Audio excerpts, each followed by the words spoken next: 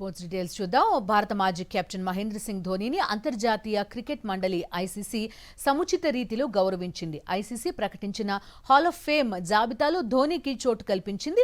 2025 ఏడాదికి గాను ధోనీతో పాటు మరో 6 ప్లేయర్లు ఈ గౌరవానికి ఎంపికయ్యారు. భారత క్రికెట్ చరిత్రలో అత్యుత్తమ కెప్టెన్గా ధోనీ గుర్తింపు తెచ్చుకున్నాడు. అతని నాయకత్వంలోనే భారత్ 2007లో టీ20 వరల్డ్ కప్, 2011లో వన్డే వరల్డ్ కప్, 2013 ఛాంపియన్స్ ట్రోఫీలను సొంతం చేసుకుంది. హాల్ ఆఫ్ ఫేమ్ లో చోటు దక్కడం గొప్ప గౌరవంగా భావిస్తున్నానన్నారు ధోనీ. మరోవైపు ధోనీతో పాటు ICC hall of fame list లో Matthew Hayden, Hashim Amla, Graeme Smith, Daniel Vettori, Sana Mir, Sarah Taylor ఉన్నారు. స్పోర్ట్స్ డీటెయిల్స్ చూద్దాం. భారత మాజీ కెప్టెన్ మహేంద్ర సింగ్ ధోనీని అంతర్జాతీయ క్రికెట్ మండలి ఐసీసీ సముచిత రీతిలో గౌరవించింది. ఐసీసీ ప్రకటించిన హాల్ ఆఫ్ ఫేమ్ జాబితాలో ధోనీకి చోటు కల్పించింది.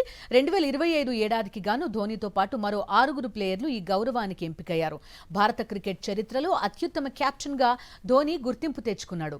అతని నాయకత్వంలోనే భారత్ 2007లో టీ20 వరల్డ్ కప్, 2011లో వన్డే వరల్డ్ కప్, 2013 ఛాంపియన్స్ ట్రోఫీలను సొంతం చేసుకుంది.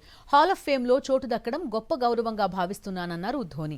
మరోవైపు ధోనీతో పాటు ICC hall of fame list లో Matthew Hayden, Hashim Amla, Graeme Smith, Daniel Vettori, Sana Mir, Sarah Taylor ఉన్నారు.